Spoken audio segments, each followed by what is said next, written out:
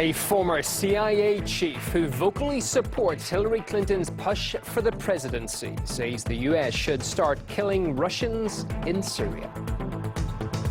While critics suggest Clinton's presidential campaign appears to be instigating a modern-day witch hunt by criticizing anyone who dares to speak well of Russia. Also in our headlines this hour, as Presidents Erdogan and Putin come together to reset relations, we look at why the Turkish leader may be shifting from the West towards Russia. Also ahead, monitoring groups say civilian casualties from US-led airstrikes in Iraq and Syria are much higher than the dozens of deaths the Pentagon has admitted to.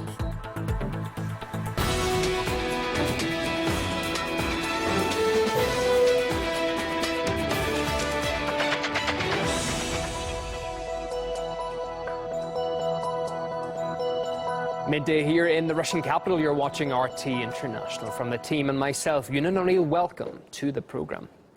The US should escalate the conflict in Syria by targeting President Assad's allies. That's the proposal put forward by a former CIA chief. We need to make the Iranians pay a price in Syria. We need to make the Russians pay a price. The other thing I would do... We make them pay the price by killing Russians? Yes. Michael Morell, who served as the deputy director of the CIA for 3 years, added that the killing of Russians and Iranians should be done covertly. He says he hasn't discussed the idea with Hillary Clinton, whom he's endorsed for president. Morell is also a known critic of Donald Trump and claims the Republican candidate is being supported by Russia. Well, in Hillary Clinton's camp, a traditional Cold War tactic is seemingly being used against those who've spoken positively of Russia.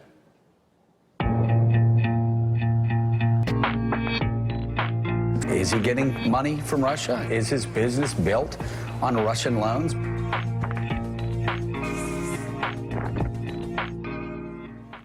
Well, that was one of Hillary Clinton's ad campaigns, with journalists saying her tactics are similar to those perfected in the past to deter negative attention.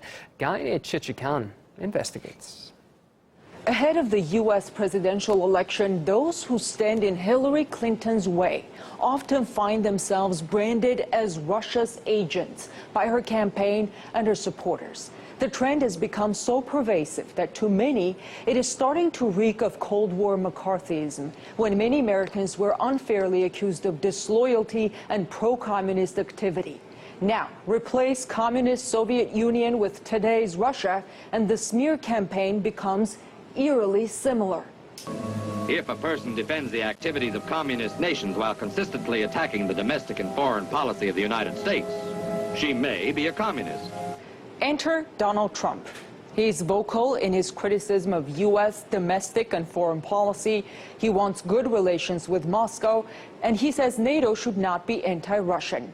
That's enough for the Clinton campaign to insinuate that Mr. Trump is a traitor. And why bother with evidence?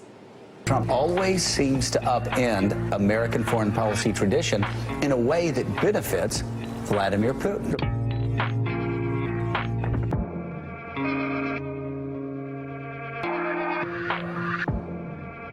WikiLeaks released thousands of emails showing that the Democratic Party used its resources, including media connections, to undermine Bernie Sanders in favor of Hillary Clinton. The Clinton campaign, again, in the absence of any evidence, cast WikiLeaks as the Kremlin's tool. Russian intelligence services, which are part of the Russian government, which is under the firm control of Vladimir Putin, hacked into the DNC, and we know that they arranged for a lot of those emails to be released. Because WikiLeaks does not reveal its sources, you can accuse it of being anyone's tool. There are other communists who don't show their real faces, who work more silently. The media, which appeared to favor Hillary Clinton, spent a lot more time discussing the Clinton campaign pitched theory that Russia could be behind the leaks than they did covering what was in the leaks. Green Party nominee Jill Stein began to attract some of Bernie Sanders' supporters, and before long was cast by the Clinton camp as another Kremlin agent. Their evidence? She appeared here on RT on numerous occasions, and she was invited to RT's anniversary in Moscow, where the Russian president was also a guest. If this was 1950s America, Jill Stein would probably be one of Senator Joseph McCarthy's victims. If a person supports organizations which reflect communist teachings, or organizations labeled communist by the Department of Justice, she may be a communist. So what will Joe McCarthy say about today's political climate? We asked Philip Giraldi, who spent decades of his career at the CIA fighting communism. Would probably be in admiration of Hillary Clinton. It's comparable strategies in terms of what did the United States and the Soviet Union do to each other during the Cold War? Well, they did the same thing we're seeing right now, which is essentially to create what we would call now false narratives, to create stories that people will be inclined to believe, but essentially are not true. And so we see a lot of that happening. You see it happening when they are accusing Russia of interfering in our politics, when they're accusing of Donald Trump of being too and Jill Stein of being too friendly to Russian leaders and to the Russian state. It's again, it's a false narrative. History was not kind to Senator Joe McCarthy, whose witch hunt destroyed many people's careers. The Senate committee considering charges against Senator McCarthy ends almost a month's proceedings in Washington, finding their fellow senator acted in a manner they call contemptuous and reprehensible. The words that did remain in history were those of Counsel Joseph Welch, addressed to Senator McCarthy. Look, you've done enough. Have you no sense of decency, sir, at long last? The same words many would like to say today to those who engage in the kind of smear campaign where Secretary Clinton's opponents and journalists who expose her flaws are cast as Kremlin agents. In Washington, I'm Ganesh Shekyan, RT. We spoke to a retired U.S. Army Major General about what has been described as a modern-day witch hunt. It seems like the Clinton camp in the United States may be in some desperation right now. And the fact is that Donald Trump had said he would reach out to Vladimir Putin if elected president. But now they brought Jill Stein into it as a pawn of, as being a Russian agent, which is absolutely ridiculous. Certainly in politics in the United States, why they're blaming Russia when there's no proof, I have no idea. I think it's desperation on the side of Hillary Clinton and her campaign. Meanwhile, U.S. politicians can soon get their hands on a tool to measure supporter loyalty. That's after Microsoft tested its facial recognition technology at both the Republican and Democratic conventions. More on that coming up on RT International. Western media has its eyes on Ankara and Moscow after a long-anticipated meeting between Presidents Putin and Erdogan, who'd been at odds with each other since last autumn. But while the two leaders seek closer ties, RT's Daniel Hawkins looks at the possible reasons behind Turkey's U-turn towards Russia. The final press conference has finished with the sun setting here in St. Petersburg. No groundbreaking announcements, no unexpected statements. But in the often complex world of international diplomacy, actions can speak louder than words. And the mere images of these two presidents at the negotiation table has already sent a pretty clear message. Earlier this summer, this meeting was unthinkable after months of harsh rhetoric between the leaders. But it seems circumstances evolve quickly in politics, and recent events changed everything. Faced with the prospect of a military coup and turmoil in the streets at home, Erdogan looked to his main NATO partner for backup. But that took its time to materialize.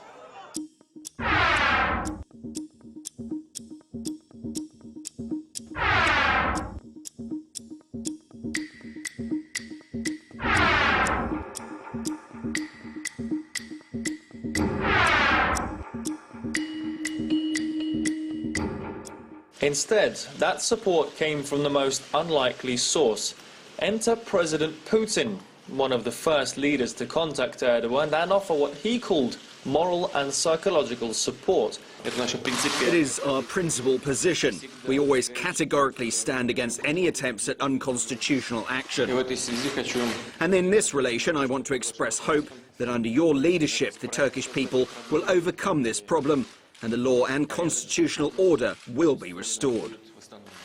And after the dust settled and the witch hunt began, Turkey's relationship with its key NATO partner and ally only got worse. Accusations flew of the US harboring Turkish opposition leader Fethullah Gulen, wanted as a terrorist in Turkey and accused of masterminding the coup. Dear President Obama, I've told you this before.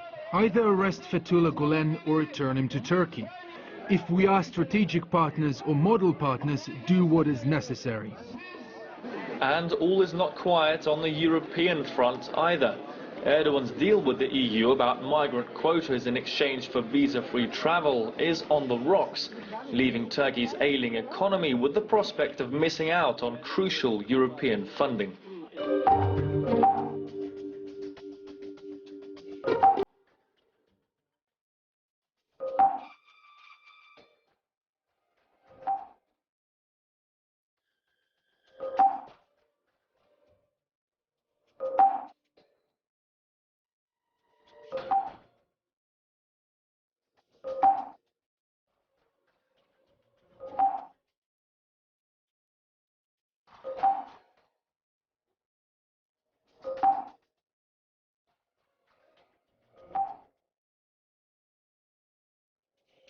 With his options running out economically and politically, and faced with a deepening crisis on the Syrian border, Erdogan had to hedge his bets by approaching his neighbor across the Black Sea. I think the West is a little worried because there has been a lot of harsh rhetoric between Turkey and the West. I think it's perfectly normal and for the good of the West and for the good of NATO that Turkish-Russian relations are normalized because I think if Turkey and Russia were at odds, it would create even more problems for the West, especially for NATO. While there's still a long way to go before Ankara and Moscow can be seen as close partners, confrontation with Russia is now one less problem for the Turkish president to worry about. Daniel Hawkins, RT, St. Petersburg. So indeed, with some sort of friendship seemingly restored between Turkey and Russia, Moscow could now be set to take on a more ambitious diplomatic project, attempting to mend ties with the UK. This week, Vladimir Putin and Theresa May spoke on the phone for the first time since the new British Prime Minister took office in July. Both claim that they're unhappy with the current state of relations and agreed to meet face-to-face at the G20 summit next month in China. The phone call came as relations are at a low between the two nations. However, it seems common challenges like the threat of terror could force Moscow and London to unite. Well, we spoke to political commentator John White about the prospect of a new beginning. For both countries, it's very important that their relations get off to a new start in light of Theresa May's assumption of power in Downing Street. It's very important for Britain in the sense that Theresa May has assumed the reins of government in Downing Street at a time of deep economic and political uncertainty in the UK in light of the Brexit vote. And obviously they have things in common they need to deal with. They need to deal with events in the Middle East with regards to the ongoing struggle against ISIS. And Russia will be keen to try and affect some kind of change in attitude vis-à-vis NATO expansion and encirclement. So they both have very, very serious issues to deal with. And it's about time that they understood that it's better to do so united rather than disunited. Well, the two leaders' names have rarely been seen together in the media before Theresa May became Prime Minister. References that have been combative and somewhat strange.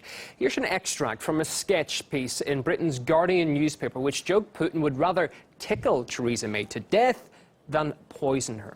That's referring to the case of the former Russian Secret Service agent Alexander Litvinenko, who was poisoned in London in 2006. Another article from the UK press claims that Putin will be as equally challenging as Brexit for May. And this one, just after the PM's appointment, suggested the Russian leader would seek to make friends with the UK. News continues right after this, including the political scandal in Brazil amid the ongoing Olympics there.